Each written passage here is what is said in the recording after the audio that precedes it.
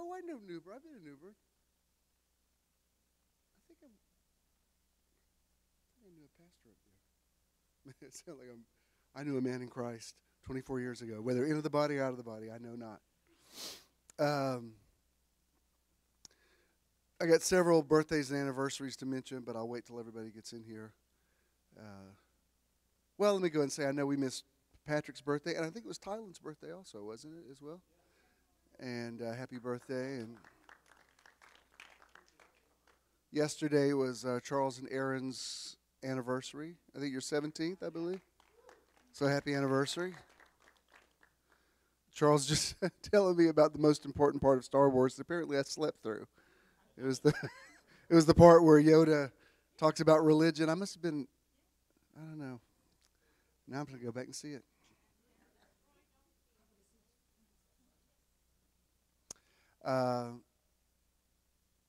I've got several things to tell you, but I'm going to wait so I don't repeat myself.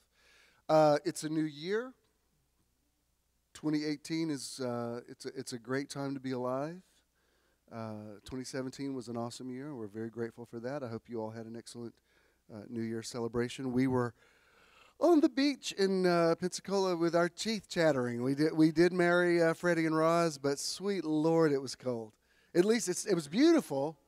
It stopped raining. Nobody had. You all knew we weren't here last Sunday, right? Nobody showed up here? Okay. I don't know how many more ways to tell you other than just drive into your house saying, don't come. Anyway, those of you who are logging on, apologies that we've been on and off with YouTube. It's not our fault. It's when, what it was is when Corey was here, he did a track. And when you do a track, they've got algorithms in them that deal with copyright issues. So it kicks us off. It was last Christmas. Last Christmas did us in. But anyway, somehow we got past it. And we thought about possibly, now I'm telling you the boring thing anyway. We thought about possibly just muting the music, but that's going to be too weird. And if we do, everybody's going to be texting us during the thing going, something's wrong with the sound. This thing on. So so we're just going to go with it. And so we're in agreement. We enter the gates of this year, the courts of this year with praise and with thanksgiving. And we will say of the Lord, He's made us glad. And He's enabled us to even make ourselves glad. Let us make people in our image and let them have dominion.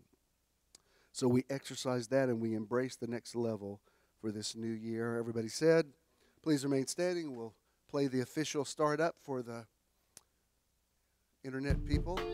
Good morning, and welcome to Metron. Metron is measure or sphere of influence, and we want to help you find your Metron through motivation, enlightenment, transcendence, renewal, outreach, and networking. Today is your day to find your Metron, and we hope you enjoy the service. Good morning, welcome, Happy New Year. We're glad that you're all here. Those of you that are logging on, wherever you are in the universe, we welcome you. Thank you for being here. You look, I feel like I haven't seen you since last year, but you look fantastic. You haven't aged at all. If anything, you've gotten better looking. I don't want to talk a long time today because our artist for the month has another place to be. Just for today, the rest he actually likes to stay and hear the word. But what are you laughing at that? What did you just laugh at that? You texted me and said, I want to apologize. I can't, your exact words were, I apologize, I can't stay and hear the word. I've got another place to be.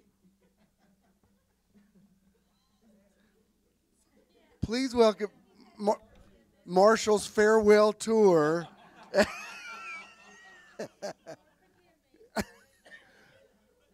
And you could come any Sunday and hear the word is what you could do.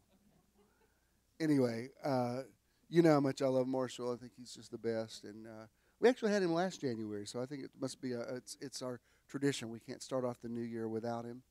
And so we will release him as soon as he's through. Yeah, I think you've got 2 other gigs today, right? He's in high demand. So we're just glad he could be here all of this month, actually. Would you please welcome our friend, Marshall Ruffin. Marshall! You better watch that laughing.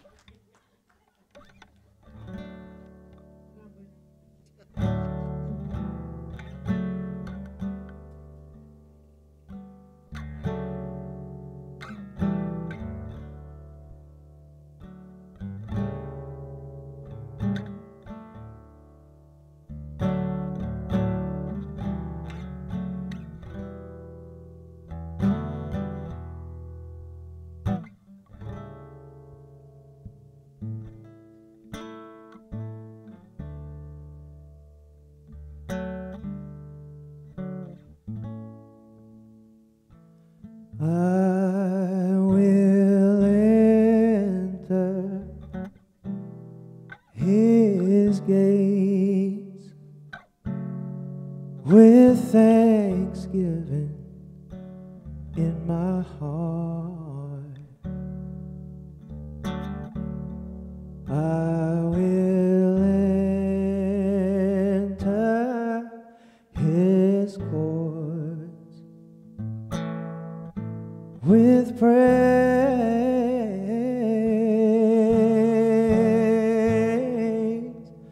and I will say, this is the day that the Lord has made. Oh, I will rejoice, for he has made me glad.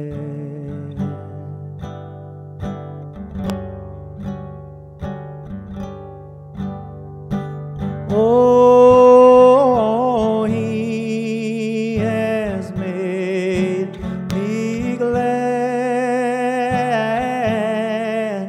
Oh, he has made me glad. Oh, I will. Oh, he has made me glad. Oh, he has made me glad. Oh, I will rejoice, for he has made me glad.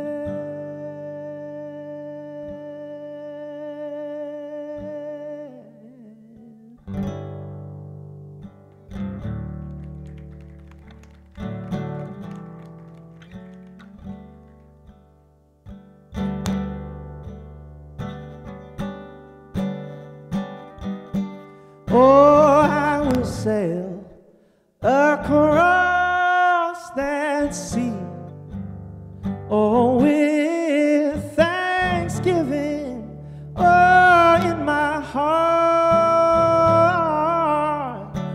Oh, I will stand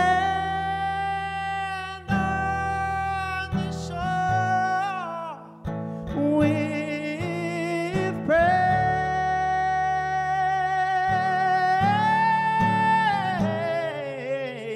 and I will say that this is the day that the Lord has made. Oh, I will rejoice, for he has made me glad.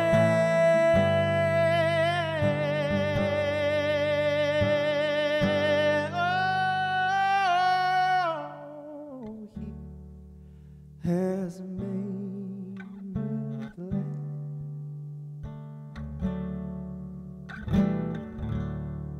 He has made me glad. Oh, I will rejoice, for he has made me glad.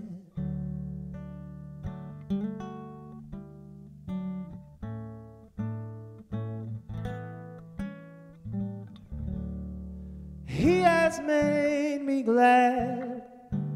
Oh, he has made me glad. Oh, I will rejoice, for he has made me glad.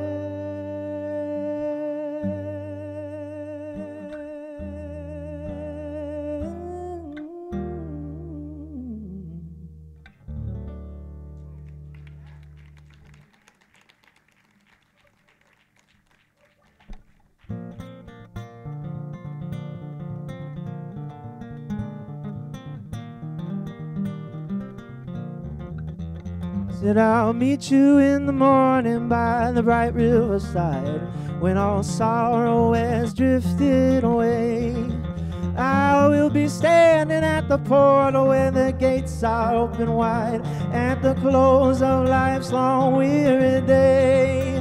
Oh, I'll meet you in the morning with a how do you do, and we'll sit down by the river and our raptured acquaintance renew. You'll know me in the morning by the smiles that I wear. Oh, said I'll meet you in that morning in that city built for square.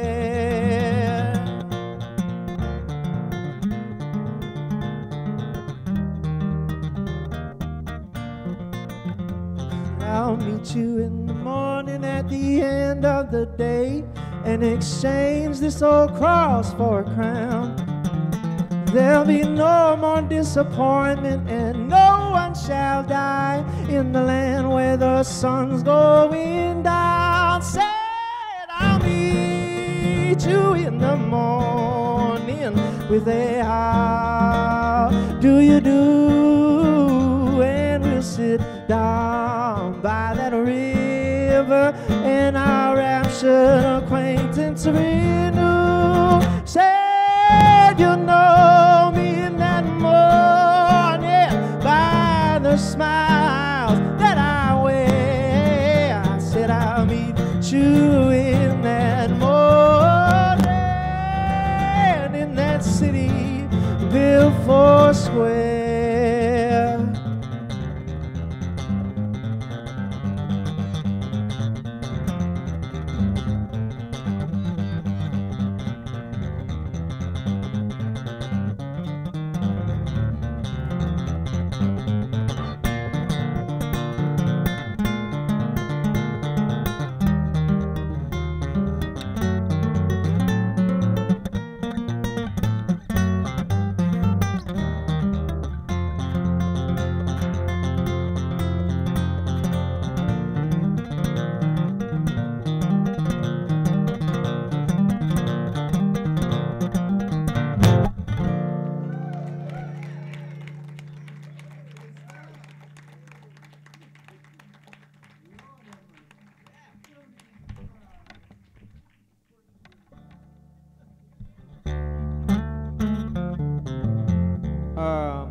Jonah let me borrow a tape, and so I learned this song. I hope I can get through it.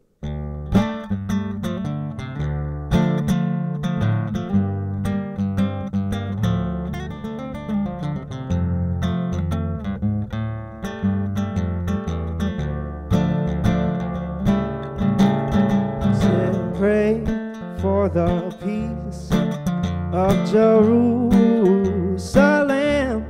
They shall prosper that love thee. Oh, pray for the peace of Jerusalem. Said they shall prosper who love thee.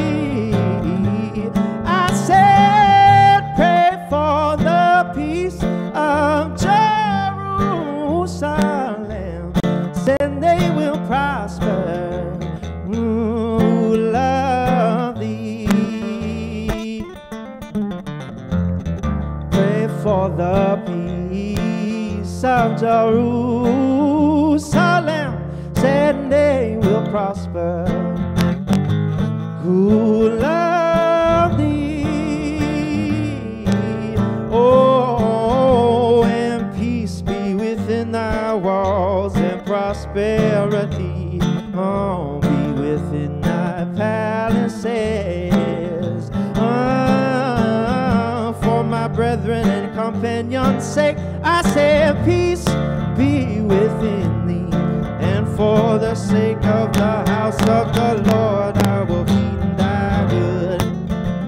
Oh, pray for the peace of Jerusalem, and they will prosper who love thee.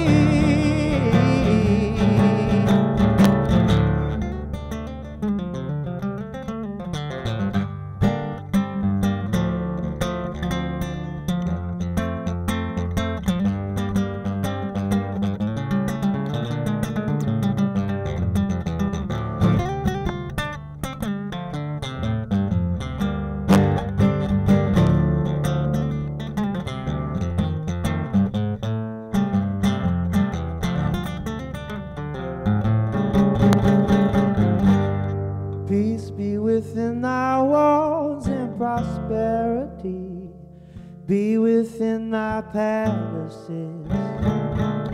Oh, for my brethren and companions' sake, I say peace be within thee, and for the sake of the house of the Lord, I will heed thy good. Oh, pray for the peace of Jerusalem, they will prosper who love thee. Oh, pray for the peace of Jerusalem, they will prosper who love thee. They will prosper who love thee. They will prosper who love thee.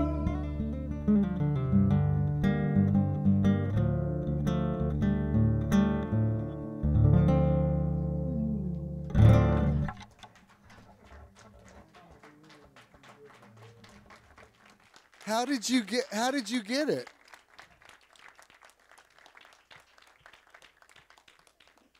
Wow. Okay, you're my favorite son now. I wrote that before you were born because it didn't sound that cool when I recorded it. How did you? What did he give you, a tape of the album? What the what? How did he get? Oh my God! Look at the hair on the. How did he even have that? Look at my hair. I was just a child. Then. Well, he told me when we went out the other night, he said, Marshall's got something really special for you. And I said, what? And he's supposed to be here to hear it. I don't know where they are, but you'll have to do it again. Wow. I never thought you'd do one of my songs. Wow. That was cool. Yeah, you're the best one now. Tell him. That just bumped everybody off. Now you're highly exalted. Thank you, Marshall. Have a great other gigs today, and we will see you next Sunday. Seriously, thank you for doing that. Is that your idea or his idea?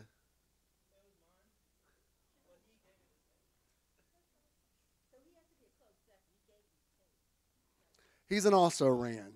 He made it possible. And it was just cool. Your songs are like your children, and you hear somebody do something really cool with them like that. That's just very cool. That made my new year. All right, you may be seated. Enough fawning over Marshall. I want to say, I didn't mention before, we're happy to have Pastor Crocker with us here from North Carolina today. And I mentioned happy birthday to Patrick and happy birthday to Tylen. And tomorrow is Dr. Sheila's birthday, so happy birthday to her. And again, yesterday was Charles and Aaron's anniversary, so we say happy anniversary to them. I also want to say, this is really cool. Wellington's cousin has been running for election for the president of Liberia, and it went into a runoff, and they did the runoff on December 28th, and he won. His name is George Weah. Did I pronounce it right? I think. Oh, there you are. Who was I talking to? I think a lot of Liberian names end in an H like that. Like his last name is T-O-H, and this is W-E-A-H. Like Armenian names in an I-A-N. But it was really close. And I think you said there's 15 counties in Liberia, and he took 14 of them. And he's got he's, like I said, he's already, y'all call it, do you call it football or do you call it soccer? I know it's different. Okay, you call it football. He was already like a football star. And so he's got a huge youth following, but it was it's just really cool. So there's be no living with Wellington now that his first cousin's president. I don't know.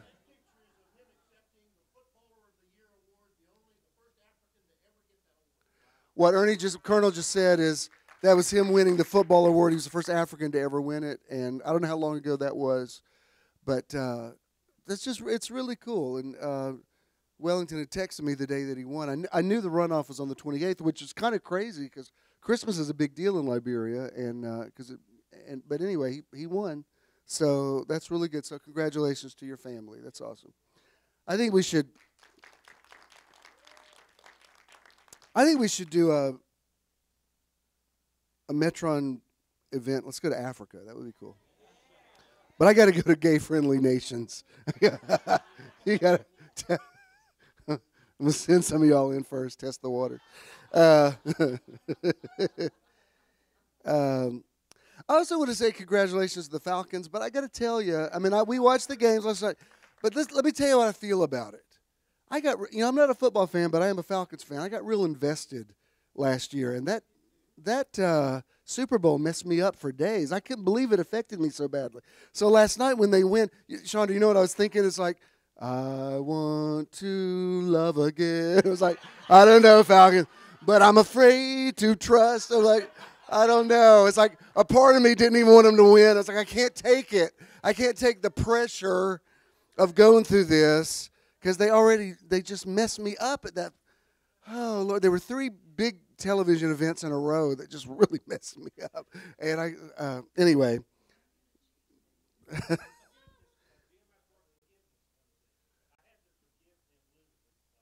I think you're right. We had to forgive them. All right, rise up, Falcons. What'd you say? Sammy says he's still bitter. I ain't forgiving him. He's working it out in counseling. No kidding, it does affect the vibe in a city. You know what I mean? Whether you're a sports fan or not, when something like that happens, you feel it. I mean, I could tell it affected people's attitude. It affected traffic. It affected everything. So anyway, all right. Well, let's all get in one mind and one accord. What? Yeah, it was good. It's a cool game. When they got to the end, I was like, I swear to God, if y'all fall apart in this last few minutes, I'm coming out there. You cannot do, because they've done that several times. You get to the end, like it's in the bag, and then some crazy thing happens at the end. You're like, what the what? All right. All right. Enough fawning over the Falcons. Listen, I'm doing this for January, and I have not called anybody to a fast. I'm just telling you what I'm doing for the month of January. I'm just doing plant-based foods. That's fruit and vegetables. If you want to, just doing it as a detox, sort of get focused for the new year. I don't really call fasts anymore. That doesn't really resonate with me. And when I posted something about it, I had to delete about half the comments on there. 'Cause it's amazing how people go automatically legalistic. Like people say, well, can we eat chicken? I'm like, no, I'm not. You don't have to answer to me. I'm just saying this is what I'm doing. If you get it and you feel that same energy to it. But what about, but I'm diabetic. Like I'm not your dietitian. Do what, I'm just saying this is what I'm doing. If you wanted to, after about the 11th comment that I deleted, I thought, I so regret posting this. No wonder the first generation had to die off in the wilderness. I mean, no wonder. It's like, good Lord, people just get it. So anyway, if you want to do that, I will say, I did have some cereal this morning with, they have like vegan milk, and it's not all that. But I was hoping it would be, but I wish I could tell you it tastes just like milk. It does not. No, almond milk's fine. I'm good with almond milk, and I've been putting coconut milk in my coffee. I'm just saying there's certain things, you just have to decide. But again, I don't want to be legalistic about it, but it's just something I felt like doing. So I'm, what? But that's still dairy, though. That's missing the point.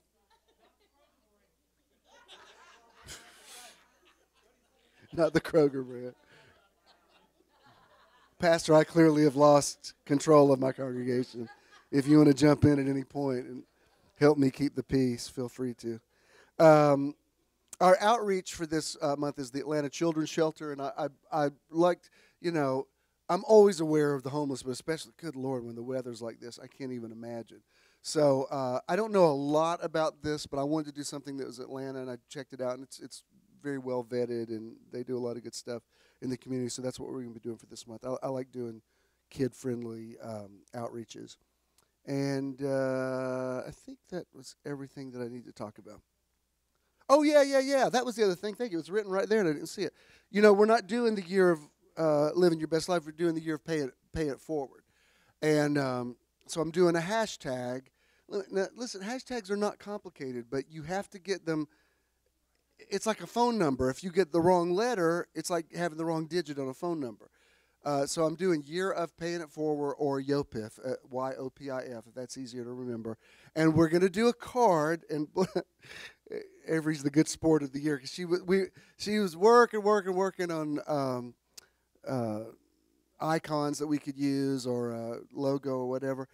And I know she put a lot of time into it. And I said, you know what I want to do? I just want to do a card that just has the hashtag year of paying it forward and Metron. Thanks. She was like, all right, just tell me what font and all. So I think next week we'll have little cards. You don't have to use them, but sometimes it alleviates awkwardness if you have a card, because it's kind of hard just to walk up to somebody. Yeah, I would use that, but I don't know if that's copywritten, so I just wanted to, because that was a Google image. But getting somebody a card sometimes you can just say, this is for my church, and it's not heavy on the advertising, because we felt like if we made it all about Metron, it looks like you're just doing it as a church growth scheme. But with the great thing about hashtags is you can just look that up. I do Metron in all caps, and it goes right to it brings up the everything about it. So and I started a little Facebook page, so if you didn't read what I posted this week, I'd like for you to read it, because some people feel a little awkward about telling about paying it forward, because it sounds like bragging. And Jesus said, he told the Pharisees, don't let your left hand know what your right hand is doing. And that point well taken. You always want to make sure that you do things for the right motive. The reason I like to post it, though, is that the Scripture says that we should exhort one another to good works. And sometimes when you read, it's like, I want to bring the room down, but it's kind of like the Me Too movement. You see, why are some of these women talking now? Because they're reading that other women are talking. So it empowers you when you read that somebody else is saying something. So I think with this, if you post a picture, or like I've done the weeks that we did Year of Paid It Forward, I'll do something like buy somebody a coffee, and I'll say, look, I'm doing this for my church. Do you mind if I snap a picture? I won't use your name. And everybody's like, they're into it. So that might be out of your comfort zone. I like to do it because encourages other people to get involved. And what I wrote about this, it just struck me the other night. We were in Florida for Freddie and Roz's wedding. Ken needed a new bottle of cologne, so we went by a store and got him some. And I said, "Do you have any samples?" So she had all kind of. They have those little tester tubes that are. I mean, there's quite a few squirts in them, and they fit well in a pocket. And so I must have squirted something on the other night, and it was in my zip-up pocket. And I was in the grocery store, and the guy who was stocking the groceries said, "What cologne are you wearing? It smells really good." And I said, "I don't remember." And I pulled it. I said, "Oh, it's this." I said, "You can have it." And he said, "Oh, no, I couldn't take that." I said, "No, it's fine. It's just take it. It's good." I squirted it on him. I said, "It's fine." And what impressed me about it, I mean, I live in a zone where I'm always blessing somebody and somebody's always blessing me. I mean, that casting of bread on the water has been activated for me for many years. So I'm used to giving and I'm used to receiving. So I have gotten better about receiving. You've also posted about that. Because I realize if you argue with somebody about receiving, it's insulting. So you need to just say thank you. And like for instance, my washer and dryer were tanked, and Ken said, "I want to buy us a new one." I said, "No, you've been spending enough money. Don't do that." And I thought, no, I said if somebody wants to bless. So we went there, and I really like the gray ones better than the white ones. Then the gray ones cost a lot more. And I said, "I'm just going to tell you something. If you're really going to do this, I like these better. I don't want white ones." So he did. But what struck me about this is this guy, I could tell it was so unusual for somebody just to give him something. It wasn't like he just went crazy over it, but I could tell he was really struck by it. He said, "I can't believe you're just giving me this." I said, "Well, yeah." And I thought about it later. I thought that didn't even cost me anything. It was just the act of giving somebody something, and something that I take for granted because I live in a giving world. But it was really, I could tell it just made his night.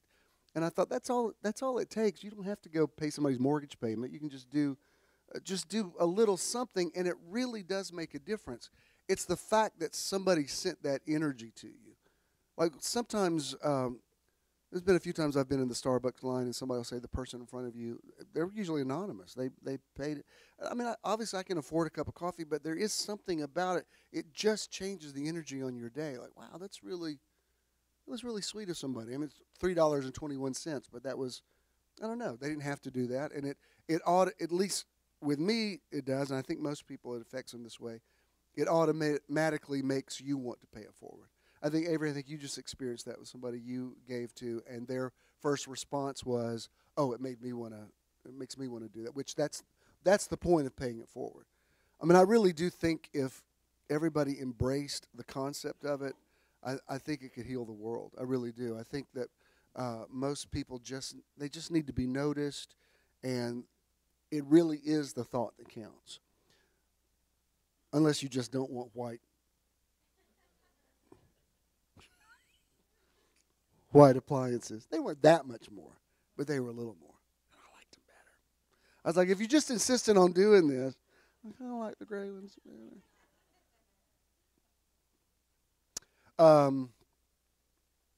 So we're going to be doing that, and we'll have some for you, and just to remind you to do that. And I want to encourage you to, if you don't feel comfortable about taking a picture with somebody, at least post a little something. And you can. I've made it where everybody can post right on that page. It's called Year of Paying It Forward. And I want you to. I don't want this just to be 4 of us doing this year. I want everybody involved. I need less spectators at Metron and more people in the game. Too many bench people, not enough people on the field. I said it. Don't shout me down just because I'm preaching good. All right. I'm still blown away that he did my song. I was not expecting that at all. That was really cool. Okay. You ready for the word that's going to set 2018 in motion for you? All right. We speak into this atmosphere. We say, "Let there be light." I love what we're going to be talking about this month. I love the idea of a series. When you put the word out there, the intention out there, the title becomes magnetic, and it draws a lot of a lot of confirmation, a lot of confirmation to it, and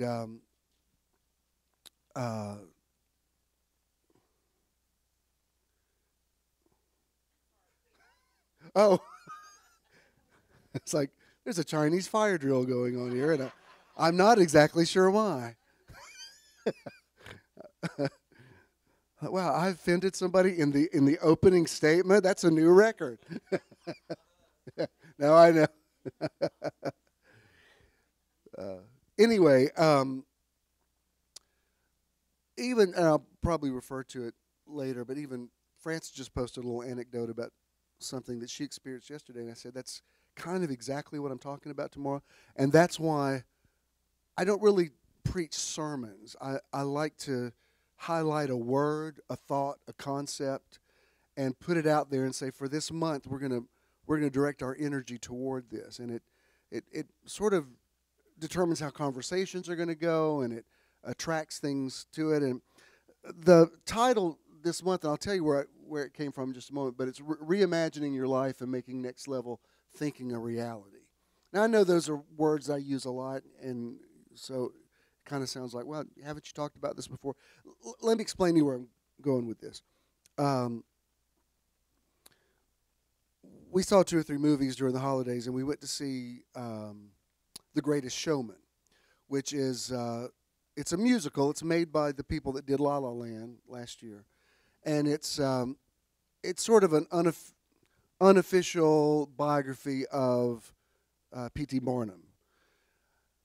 It's an incredible movie, probably my favorite soundtrack ever, but I didn't do a review about it because when we left, I said it's a great movie, but that's not P.T. Barnum's story. And so I just didn't want to start any controversy with anybody, so I just haven't talked about it until this word. P.T. Barnum was the guy. Some of you grew up going to the Barnum and Bailey Circus years ago. Barnum Circus and the Bailey Circus united. Now they finally ended that last year. And I never was a big circus fan anyway. I felt it always made me feel kind of weird and exploitative of the animals, that sort of thing. But congratulations, married couple. Come sit right here. You got to sit. Don't think that just because you're married now you can sit in the back like Baptists.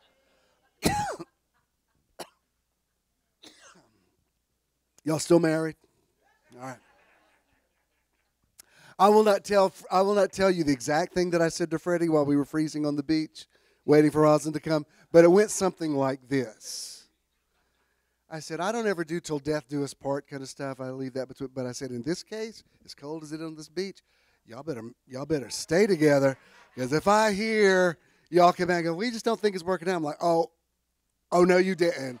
I'm going to show you some pictures of us freezing our patooties off. We're going to take you back to Pensacola Beach to do a little baptizing. That wasn't exactly how I said it, but anyway, it was beautiful. And actually, it was a beautiful day. And it had rained the day before, and it stopped raining, so all that. But it was chilly. We got out there and we said, "I do." No, we did it. We got them married. They're married, so it's good. Congratulations. It was a beautiful event. All right. Back to what I was saying. Barnum, definitely an interesting man, and if you get a chance to hear this soundtrack, the lyrics to it sounds like the writers have been going to Metron. It's all about, there's one song about let's live in the world that we design. They use words like dreaming with your eyes wide open. My favorite song in it, and this is kind of, just stay with me because I'm going to explain to you where I'm going with this. Barnum was the first person he took people that had physical eccentricities and made stars out of them. One of his major stars was Tom Thumb. I don't know if he would be considered a little person or what, but he was like 2 feet tall, and he like people came from all over the world to see him. There's 2 ways to look at it. Some people felt like that was very exploitative, to show that, the bearded lady or all the classic circus. the word is circus freaks. I'm not saying that. I'm just saying that's how they were always labeled. There is a powerful song in the soundtrack called "This Is Me." The bearded lady sings, and it's kind of become an anthem for anybody that's ever been disenfranchised. It's a powerful, anointed song. I played it for my friend Ira the other night, who grew up in Church of God in Christ. He said, whoever wrote that spoke in tongues at some point. And I said, I'm telling you, it's powerful. But there are critics to this day who said that he really exploited people, and that even some of the things he did had a racist basis to it, and that sort of thing. I don't know how much is the story of record or not, but it did get me thinking. In this age of fake news and alternative facts and all the different things that you see, or like if you watch Fox News and you watch MSNBC, clearly Americans are living in two absolutely separate realities. I mean, complete separate interpretations of the country. I mean, it's just amazing. Any of you that have social media know that there are people that you love that you're like, wow, you really have a completely different worldview than I do. And so it's made me think a lot about, well, what exactly is the truth? Can I look at that movie, The Greatest Showman, and say, well, that's not all the facts, but that is basically the story. There was a opera star named Jenny Lind that he brought to America that he had a falling out with, that she went off, she had her own career. He some of those things are factual. Like, for instance, one of his critics who wrote about him in the paper, one of the first words he used was humbug. I think it was humbug. There's just a lot of humbug, and he loved it. He said, yeah, he turned it into a positive. Like, I'm the prince of humbug. And I like that idea that you could take the stones that somebody throws at you and pave a road with it. There's a whole teaching to that. So was it true? Was it not true? We're living in an age now where we're having to rethink everything. I grew up celebrating Columbus Day. We always remembered, in 1492, Columbus sailed the ocean blue, and we learned about the Nina, the Pinta, and the Santa Maria. Now, like, I'm afraid to say the name Christopher Columbus. Like, no, he came and he killed people. He was horrible. And we've talked about that before. When you, can you get me the water, please? My water? Thank you. Talk amongst yourselves. Much better.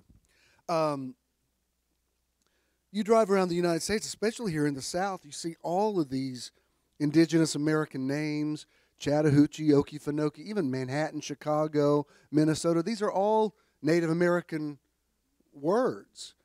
And when you read that, you think, wow, bless their hearts, the Europeans just came over here and took somebody's culture. I mean, there was a whole nation here. But we all want to live in America. You understand? Like, we've all figured out a way, like, well, I don't like the way it all got here, but even, where Wellington's from, Liberia, the nation of Liberia was an experiment that after slavery was abolished, people assumed, well, people from Africa want to go back to Africa. Well, as it turns out, not everybody did. That doesn't validate slavery. It just means that, a lot of Europeans thought, well, they'll want to go back to their homeland. Well, some people say, well, we don't like slavery, but we want to stay here. We've all figured out ways to accommodate our own comfort zones. Like, for me personally, I won't eat at a Chick-fil-A. I won't tell you not to, but as a gay man, it just creeps me out to eat at Chick-fil-A just because of some of their stances. I don't need you to write me about the validity of Chick-fil-A. I'm just saying that's my personal. I mean, he can tell you we've gone some places where I think, man, I'm hungry, but I just can't eat there. I just can't do it. But I drive a Lincoln, and Henry Ford was a Nazi sympathizer. So I figured out some way to get my head around that. And so everybody has to figure out, well, what can you live with? And then I've also talked about, Hebrews 11, when you read that, that's Faith's Hall of Fame. And when you read the New Testament account of those Old Testament stories, there's a lot of spin in those stories.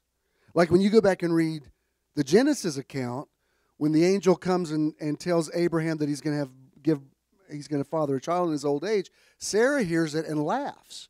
And remember, the angel calls her on it and says, no, you scoffed at the word of God. When you read the New Testament account, it makes it sound like, oh, she laughed with delight, and she named him Isaac because the name Isaac means laughter. I think that's not what Genesis said. So there are different realities that we live in. A lot of your theology creates your reality.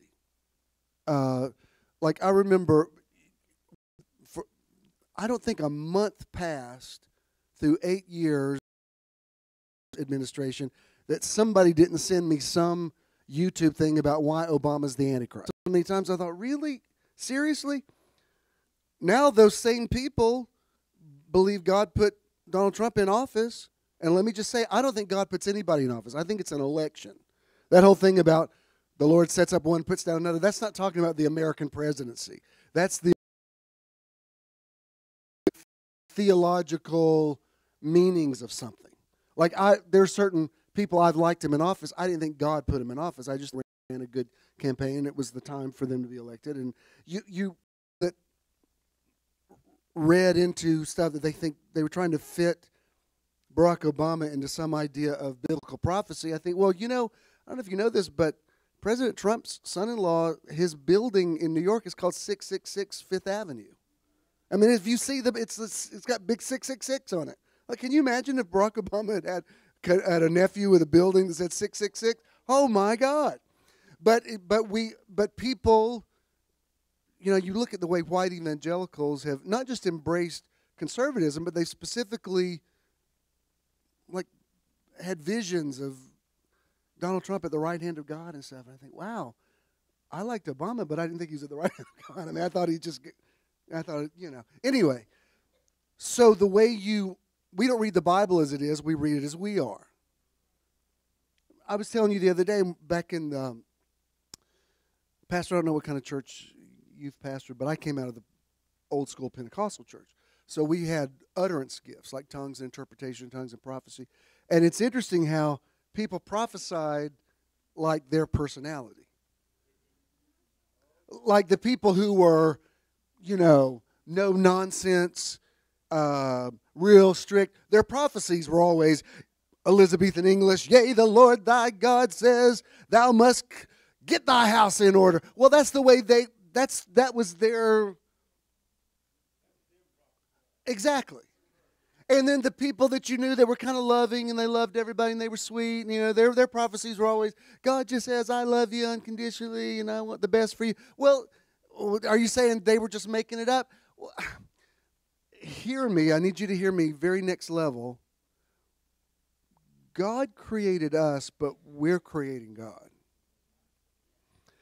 And I don't know how to explain that to you intellectually, but I know that that's the truth. Otherwise, why would Jesus say, well, who do men say that I am? Or who do you say that I am? Because whatever you say, if you say, this is why I don't argue with people over hell and stuff like that, because I think if you believe in the hellfire and brimstone God, then in your reality that may be true for you. So there's no point in me trying to pull you into my reality. I mean, how can two walk together unless they be agreed? If there's not something in you that resonates with what I'm seeing, this is why I want to check up on you when you're not here and stuff, but I don't harass people about not coming because I want you to be here because you get it and you see it and you want it, not because you feel coerced into it. I was thinking about it in just going vegetarian this month. I love that scripture in Isaiah 58 where he says, is not this the fast that I've chosen? He says not to abstain from food, but that he talks about taking care of the poor and taking care of the oppressed. And there's a word that he says the putting forth of the finger. Of course, that does sound like that guy gave me the finger in traffic. That's not what I'm talking about. The putting forth of the finger is that.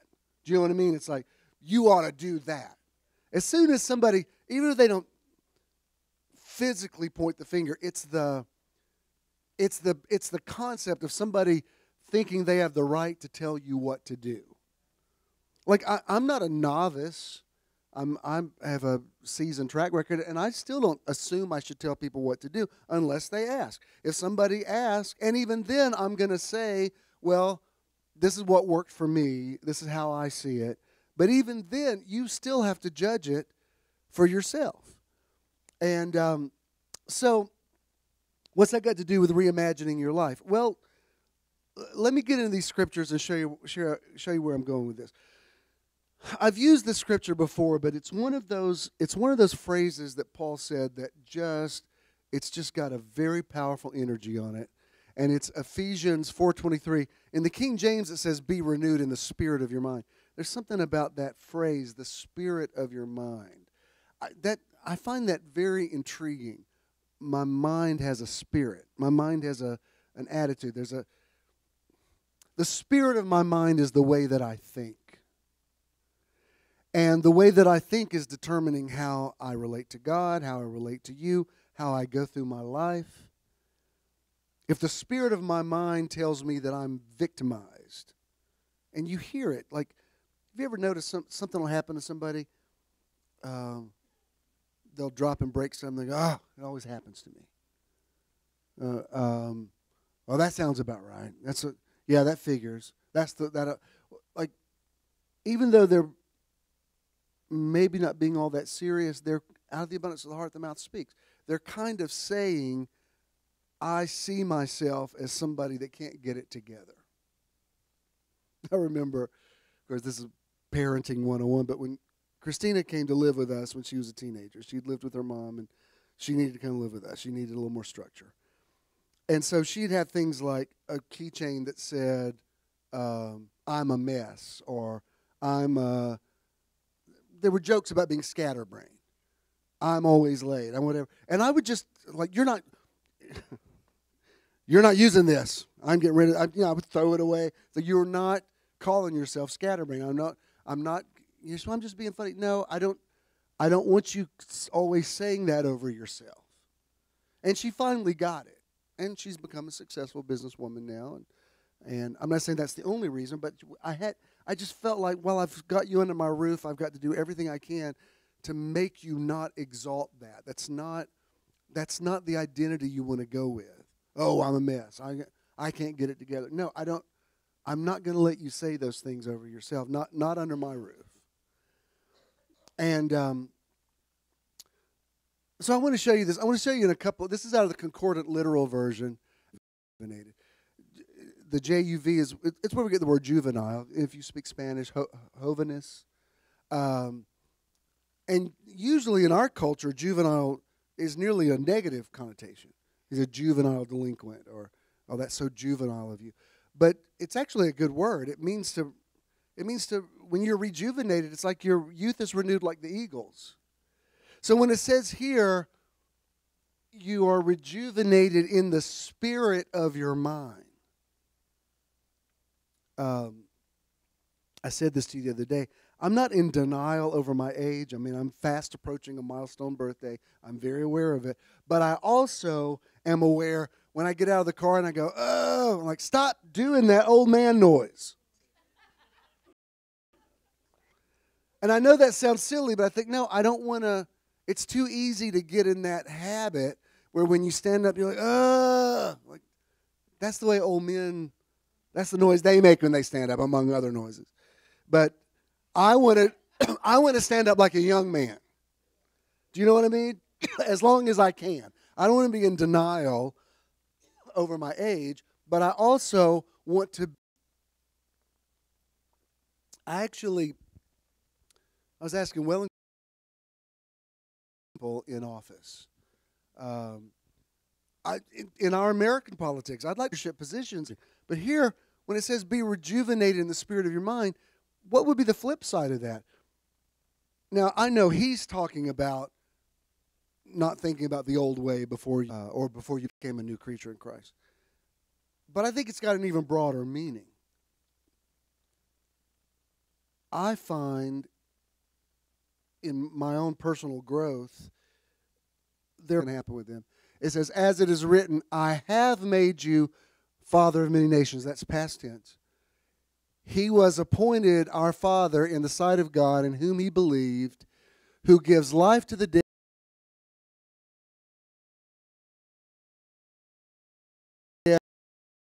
which are not as though they are. Here in the Amplified, he says, he speaks of the non-existent things.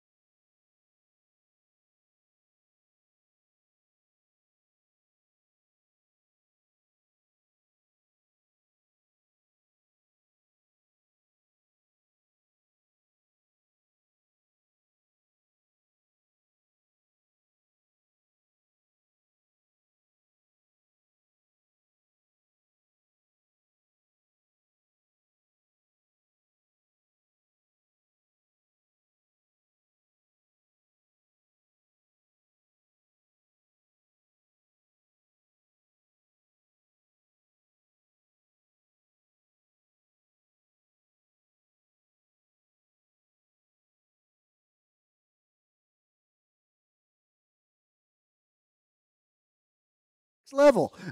I am emptying out entire parking lots now. This is a whole new dimension. Now we're semi joking. Do you understand? It's like I've rebuked rain before and it stopped. It might have been a coincidence. It might have just been time. I don't know. Which thing do you want to believe? I was thinking about this, and I'm staying in this theme of which is the reality. Like, I've noticed this verse or this phrase in several verses when something supernatural would happen and the people would try to explain what was happening. And you'll always see this phrase, others said. Some said, but others said, like a voice would speak out of heaven. Some said it was the voice of God. Others said it was just the thunder.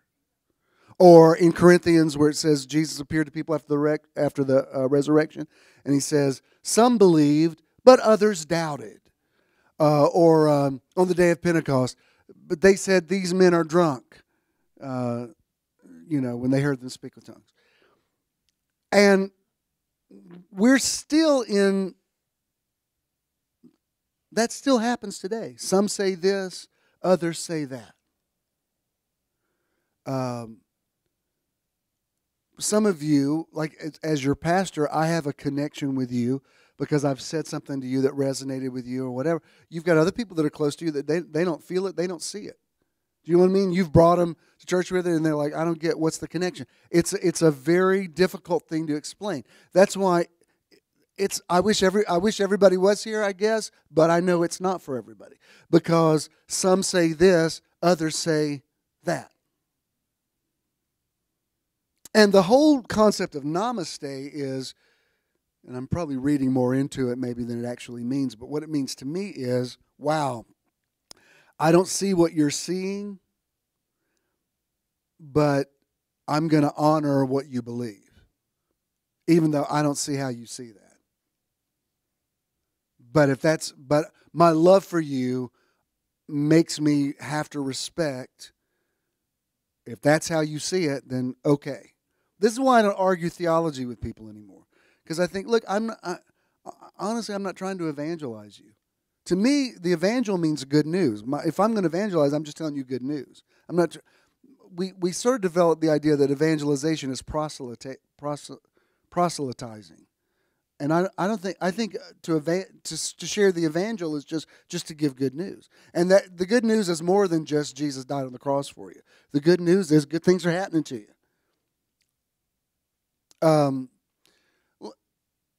Let me show you this. I know I'm opening a lot of boxes here. This is Romans 4:17 in the Jonathan Mitchell New Testament.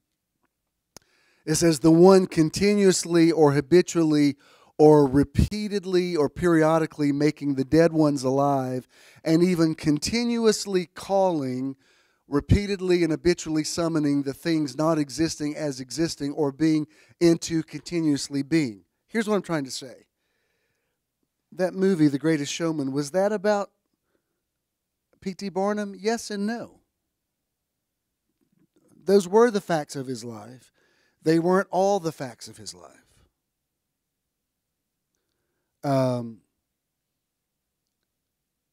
If you ask me, are you anointed? I would say yes. Are you perfect? I would say no. Does God speak through you? Yes. Does God speak to you all the time? No. You have to learn how to discern those things. You have to learn how to discern those things in relationships. And you have to learn how to discern those things with yourself. Which is the truth? Which is the truth about yourself? And this is where I want to take it to the next level thinking. But let me show you these quotes. I love this one. It says, everyone tells a story about who they are in their own head. That story defines you, dictating all your actions and all your mistakes. If your own story is filled with guilt and fear and self-hatred, life can look pretty miserable. But if you're very lucky, you might have a person who tells you a better story, one that takes up residence in your soul, speaking louder than the woeful tale of which you've convinced yourself. If you let it speak loudly within your heart, it becomes your passion and your purpose. And this is a good thing, the best of things, because it is the very definition of love, nothing less. What that's saying is, remember was it Avatar, when they would say to one another, I see you? And that's phrases in a lot of, you see that in a lot of works of art. I see who you can be. Even in The Lion King, she sings what's the girlfriend's name? Simba's girlfriend, Nyla. She says, why won't he be the king I know he is, the king I see inside? Like she says, I can see you're the king. Why can't you see it? And sometimes we can't see that about ourselves. And that's why you need somebody in your life who sees it for you. I've shared this with you before. Amen. I've shared this with you before, and I can't back this up. This is just something I've read. It feels true to me. But Ronald Reagan was married, before he married Nancy Davis, who was also a B movie star. She made a few movies. He was married to Jane Wyman. Remember Jane Wyman that was in The Deer Hunter and all that? Well, when he was married to Jane Wyman, she told him one day, she said, you need to be realistic. You're never going to be Clark Gable. You're not A-list. You need to embrace that you're a B movie star, and it's good. It's a utilitarian job, and just depart with the illusions that you're going to be, you're not Cary Grant. You're Ronald Reagan. And so Reagan never did make memorable movies. His most famous movie is called Bedtime for Bonzo. It's about him and a chimpanzee. Well, he meets Nancy Davis, and she says, you know, you're a good actor, but she says, you seem like, I think you ought to be in politics. She said, you just have such leadership quality. Well, when he starts dating her, he becomes president of the Screen Actors Guild. And from that, he becomes governor of California. I'm not saying she made him in the president, but it's interesting that he's with one woman who says, you're always just going to be a B movie star. And he was a B movie star. He meets this other chick who says, I don't know, I think for whatever you think about Ronald Reagan, you can't deny the fact that he won a landslide second election. So, not that you need to be with people that just lie to you and make you think you can do stuff, because I don't think you can do everything. Well, let me put it this way. I think you can do anything, but you can't do everything. Like, I don't care how many times I said, I can be an NFL quarterback. No, I cannot. There's no point in me saying that, because that's ridiculous. I've never played football. If I was going to be a quarterback, I should have started that decades ago. There's no point in me saying, I can be anything. La, la, la. No, I cannot be anything. But I can be the best version of myself, and I can probably do more than I think I can do. And there probably is a better version of me that is trying to be birthed, as I said to you in my 2018 video. So I do believe that, and I do believe this thing, the story that you tell in your head. Let me finish these up, and I want to tell you about the next level thinking. This, I'm not going to try to pronounce that. He says, senses, appearance, essence, and existence. The world we see with our senses is very different than the world we see through our essence. Our senses perceive the world of appearance. Our essence perceives the deeper layers of existence. The first step of perceiving the world of essence is to have no goal other than to understand. This is some good stuff. Understanding has to be the ultimate goal. Only then can we solve the problems. Now, yesterday, any of you that were raised Catholic, or if you had any kind of liturgical background, you know that yesterday was Epiphany, January 6th. That's when the liturgical calendars observe the coming of the Magi when they found the Christ child, and they have an epiphany. Now, the word epiphany also means you have like a breakthrough, like suddenly you realize something you never realized before. And I reposted something I did 2 or 3 years ago in Epiphany, and it was I don't remember if it was a Far Side cartoon. It was like a Far Side cartoon that said breakfast at Epiphanies. And it was all these people sitting there going, oh my God, these are the greatest pancakes I've ever had. And I was saying, I said, this is funny, but there's kind of a truth to it, because when you live in a sense of discovery, everything really does become wonderful. And food does taste better. And even if it really doesn't taste better, like for instance, we went out, I wanted to take Doc and Francis out the other night, and it was my idea to go. I said, y'all like Japanese? Yeah. All right, well, let's go to Benihana, which the Benihana I grew up going to was always really good. It's not kind of as good as it used to be. And it wasn't horrible. The food was good, but it took like an hour and a half for the guy to get out who wasn't Japanese. And I'm not trying to racially profile, but I would like a Japanese guy cooking my food, not a guy from Decatur that says he used to work in construction, which is who we had. And he did. He did it okay, but he's starting the show, and he's like flipping, and I'm like, buddy, we're about 45 minutes past the show. Now, here's the thing. It wasn't horrible, but it wasn't great. I mean, I know what it's like to go to a restaurant. You're like, oh my God, this is so good. It wasn't that. However, we had a great time. If you ask them, how was it? I guarantee you they would say, oh, it was such a great time. It was such a great time. Because we're already geared to say it's going to be good before we go. And even if it doesn't rise up to the standards, we're just the type people that we're just not going to admit we had a bad evening, because we didn't have a bad evening. Yeah. Now, if you were there with people that you didn't love, you'd be like, oh my God, this is so not worth it. Because it was kind of like, ghetto Benihana. It just was.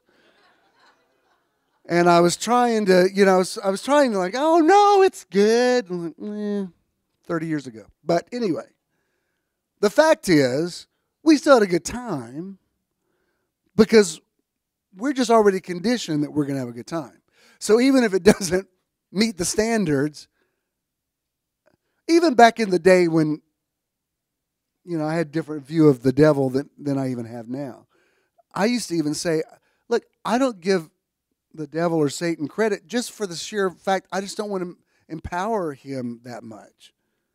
I would much rather say, no, I did this, than to say the devil did this to me, because I don't like the idea of this entity having that much authority over my life. So I would rather say, no, I ruined my finances, or I wrecked my marriage, or I gave myself cancer. I would rather do that than to empower the devil that much. Frankly, for what I see in a lot of charismatic churches, it nearly is like Satan worship, because they empower the entity so much. And when you're not used to hearing it, when you're not around it, it really strikes your ear. Like when you're around people that go to those kind of churches, I told you I went out deep sea fishing a few years ago with really good guys from my dad's church. Sweet guys, we had a good time. But I hadn't been around people that thought like that in a long time. And every other phrase was, the enemy knows if he can do this, the enemy that. I thought, wow, y'all really talk about the devil a lot. But that's their mindset. Well, the enemy knows in these last days that, I think, wow, I'm like living in a completely different reality from y'all. And this is where I want to show you with the next level thinking. But let me finish these up. This is from, I've just read a little bit of this book by this guy, and it's about parallel universes. And it's really cool. But let me just show you this one phrase that he says. He says, the mind of God, which Einstein wrote eloquently about, is cosmic music resonating throughout hyperspace. And what he's talking about, in quantum physics, they talk about how a thing can exist in two places. And he's saying if the universe came from a Big Bang theory, that there's something in you that's also in something that's light years away. And there can even be a perfect model of you in another part of the universe. And it made me think, remember in the book of Revelation, John said he saw that everybody had a name written on a white stone that they didn't even know about themselves. And to me, it sounds like another dimension where there's a perfect version of you. Now, what's that got to do with next level thinking? All right, let me try to say this in just a few minutes, because I need you to think out of the box here. In the scriptures, there is I don't know if there's a word for it, but there's a cadence of threes in a lot of scriptures, like Romans 12, the good, acceptable, and perfect will of God. Or John 14:6, I am the way, the truth, and the life. Or Romans 14, it's righteousness, peace, and joy in the Holy Ghost. You see that like there's a cadence to it. There's a la da da da is bump, bump, bump, bump, bump, and bump. Now abideth faith, hope, and love, but the greatest of these is love. There's always, it seems like revelation comes in three levels. And I don't walk around with a Bible under my arm, but I meditate the truth of the scriptures a lot. I mean, I think about it a lot. I think about, why does that say that? And why does that say that? And in 1 Corinthians, Paul talked about this experience that he had like a quarter of a century earlier, where he said he went to a place called the third heaven. All right? Now, the people who wrote the Bible, they weren't aware that the earth was a globe. So they thought of everything being a plane. So they thought that, there's the sky above us, and then there's something else, and then there's a third heaven, and that's what we would call heaven, okay? But it's interesting, I Googled third heaven, and the concept's nearly in all the religions. I was really surprised. Now, they're defined different ways, but it's amazing how there's this idea of bump, bump, and bump. Y'all still with me? There's this, there's that. There's bronze, there's silver, there's gold. I mean, I could go on. There's spirit, soul, body. There's Father, Son, and Holy Spirit. There's, like boom, boom, boom. There's this, and this. And there's this level, there's this level, and there's this level. So I've been thinking, and this is why what you posted yesterday caught my attention. I'm going to put words in your mouth. I think what you were saying was, a friend had said something to you that was hurtful, and you remembered them saying it, and you started to feel the hurt again. And I think you used the phrase, I decided not to let it take root in my soul. And I began to think about what a blessing this friend was to me. And I thought, okay, this is what I'm talking about. Because as long as, if you're not renewed in the spirit of your mind, you won't tell yourself the actual truth about yourself. And you will live out a false reality. Now, let me give you some examples of what I'm thinking of. When you think about what is next level thinking, we throw that phrase around, that's so next level, but what exactly does it mean? I mean, if you've walked in prophetic circles, that phrase was always in prophecies, giving you a word, you're going to the next level. There's always this idea, I'm going someplace higher.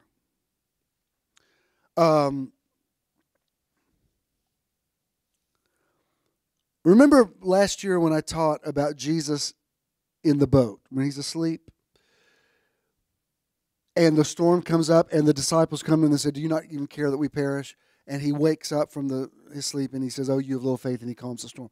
Most times when people tell that story, the focus is on the calming of the storm. That's what people have written the songs about. Master, the tempest is raging, the billows are tossing. I mean, I grew up singing those songs. The winds and the waves shall obey my. That's the focal point is get that storm stopped. I don't want a storm.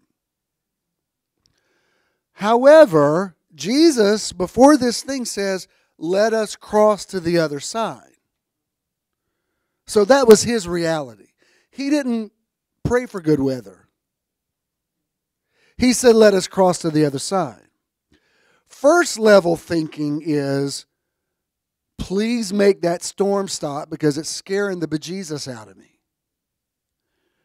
Next level is, I'm so sure that we're going to cross to the other side that I'm asleep in the boat. I'm not even worried about the storm because the storm is irrelevant. Most people never get to next level. Most of us are like, please, for God's sake, stop the storm. I got to hand it to Freddie and Roz. The day before their wedding, it kind of misted and rained all day, and it was really cold. And I had said, I'm not trying to take credit for it, but I said, okay, Rain, you got to stop. But what struck me is they did their reception the night before, and I said, so we're still on for in the morning, right? Because I'm going to tell you, Chandra won't tell you this, but Chandra and I had a little talk. Because I said, I'm just saying something. We're all here. We're all dressed up. It's warm. Why don't we just marry him tonight? And she's like, you better preach. We can all just sleep in the morning, Jesus. But I could tell they had set their intention. No, we want to get married on the beach at dawn. That's what we said we're going to do. And they didn't seem, I was very impressed. They didn't seem particularly, it wasn't like they even said, well, we hope this rain stops. They were just like, well, no, we're going to be out there. Now, it was cold. I can't tell you that, we were out there surfing. It was cold. However, the sun was shining. It was not raining. It was a beautiful day. And I thought, oh, y'all are going to cross to the other side. Like you didn't say, if this rain stops, because I think it was still kind of drizzling when we left the restaurant. I believe it was. I mean, it kind of rainish all day long. And I even said, I hope Roz isn't freaking out. I'm not saying you're not a woman of faith, but I just know, you have a certain vision in your mind. I thought, that's why, frankly, I don't like outside weddings because there's always that thing. Like, oh, Lord, come on, weather. But what I was impressed with is like, oh no, we said we're going to get married on the beach in the morning, and sure enough, they did. That's next level. Do you understand? That's not saying we're praying the rain stops. That's like, well, we'll deal with it. If it's one way or the other, we're going to be on that beach at dawn. It's nearly like the rain becomes less of an issue in your life when you make declarations like that. I think sometimes we empower the rain, and I'm not just talking about physical rain here. I'm saying the thing that you think that's going to stop you from getting to the other side, you nearly empower it more than give it more power than it should have. But then Jesus, now here's where we're going to go in 2018. Jesus wakes up and he says, oh, you have little faith. I mean, he didn't cuss them out, but he said, y'all should be able to handle this. And he does rebuke the storm for them. That's a really beautiful thing, because here he's operating at this level, but he's very compassionate to them. He doesn't say, I can't believe you guys don't have any faith. I'm going back to sleep. Y'all figure it out. No, he says he meets them where they are. He rebukes the storm for them, and I can't remember if it says he went back to sleep or not. But I know he rebuked the storm. So do you see there's 3 levels to that? There's, I hope it doesn't rain.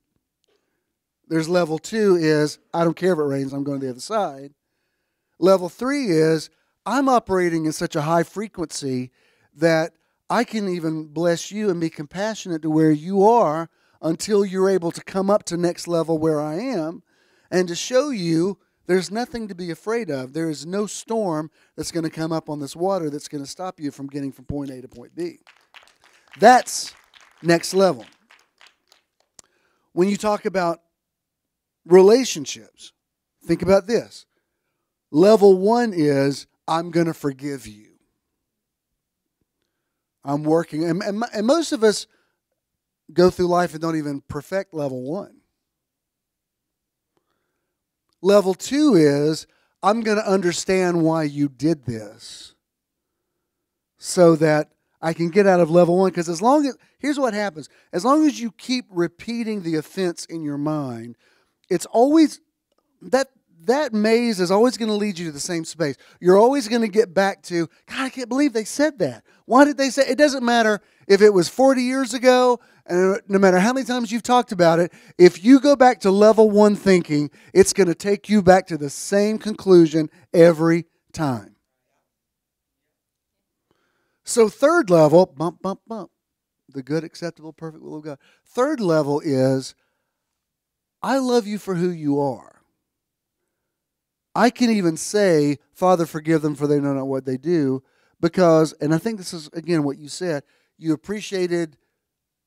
thought about what that friend had added to your life. That's very next level thinking. Instead of me just being offended that you did this, people do all kind of crazy stuff. I've done it, you've done it, we've all said things we shouldn't have said, we've all said things we wish we could take back. That is universal. Nobody ever has the right to say, oh, you shouldn't have said that because you've all said stuff you shouldn't say. We've all said stuff we shouldn't have said. We've all hurt. Everybody's hurt people. Everybody has. Everybody's been hurt. Everybody has said hurtful things. As long as you stay in the hurt level, all you do is you just keep licking those wounds, reinforcing that same victim mentality. You have to get up to a place, and Joseph tapped into, remember when in Genesis 50, when Joseph's brothers finally meet him? I mean, they stole his life. They were going to kill him. He was just a teenager. They were going to kill him. They threw him into a pit. They lied to his father and told him that he was dead. He went off to Egypt as a slave. He was thrown into prison on a false rape charge. I mean, if anybody had a right to be mad and to get vengeance, but in verse 20 he says, look, you meant it for evil, but God used it for good, and many people are saved alive. That's next level. Do you understand? Listen, Joseph was already the Prince of Egypt before anybody knew he was the Prince of Egypt, because he already thought like that.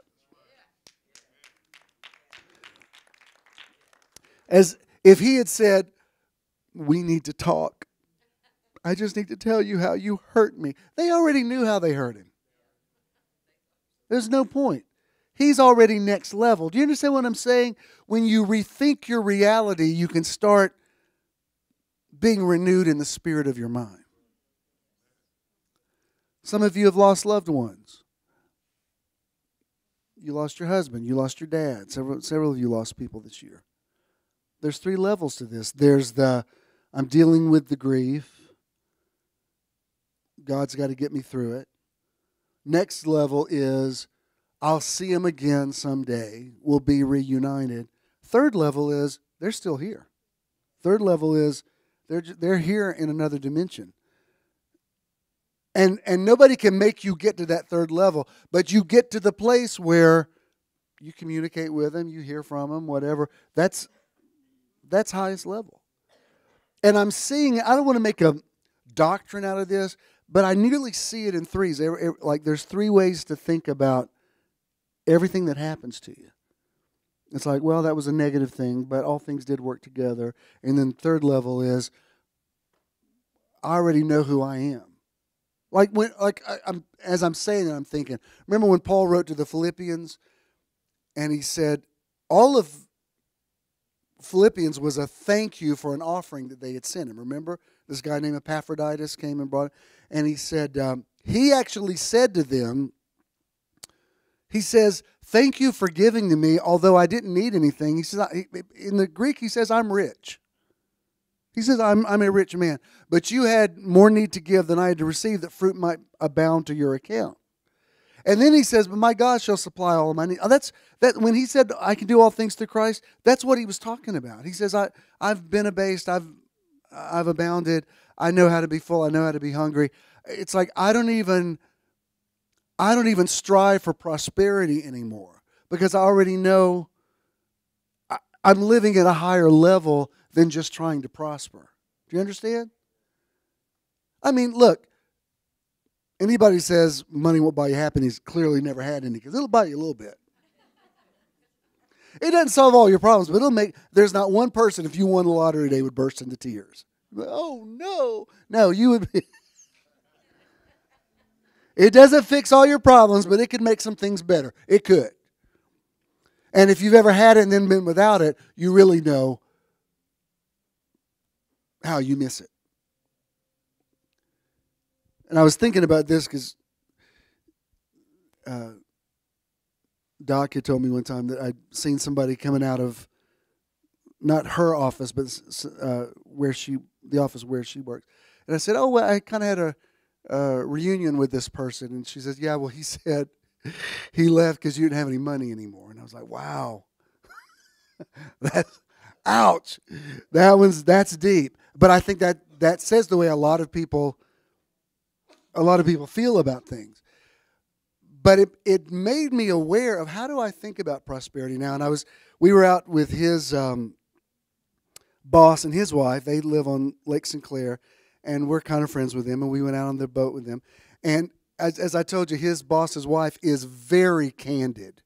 She's the one that said, we were sitting around, and I said, well, I guess we ought to go. And she said, yeah, okay. I mean, I could tell she's ready for us to go. Usually you go, no, y'all have to rush off. She's like, y'all been here all day. Okay. Well, Sherry shoots from the hip. But I kind of trust her, because I think, well, she really kind of tells the truth.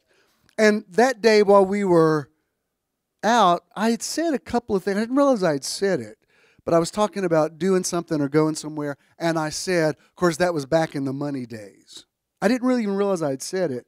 And she called me on it. She says, you need to stop saying that. I said, what? She says, you talk about things that used to happen, and you say, well, that was back when I could afford to do things like that. I said, did I really say that?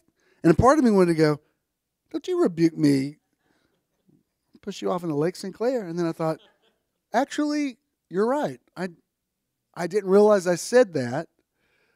But I think I do say that, and I needed to be aware of it, because I want to live next level. And I do live next level.